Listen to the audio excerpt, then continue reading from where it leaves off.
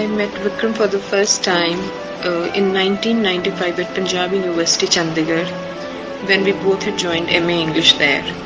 But as fate would have it, neither he nor I completed it. I guess it was just destiny playing its part in bringing us together to share our lives and become an integral part of each other.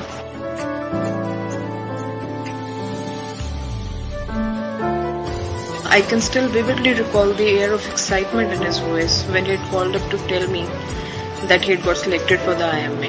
That news had in fact put the seal on our relationship. But at times later on, because we used to be apart a lot, whenever I used to get pressurized regarding the issue of a marriage, he always used to tell me, take care to get what you like, or you will be forced to like what you get. I still try to follow that in my life.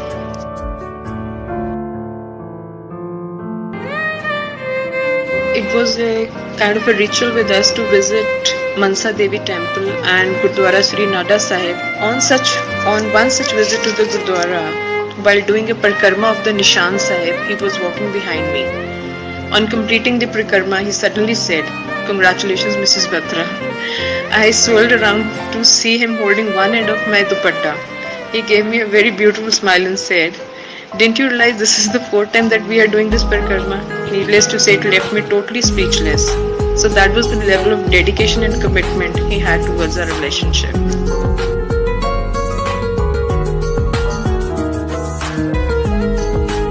was a man on the go, very restless, had to be doing something at all times, couldn't sit still even for a moment.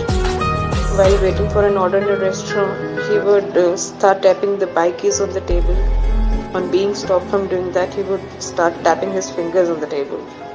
Again, on being asked to stop, he would start tapping his feet.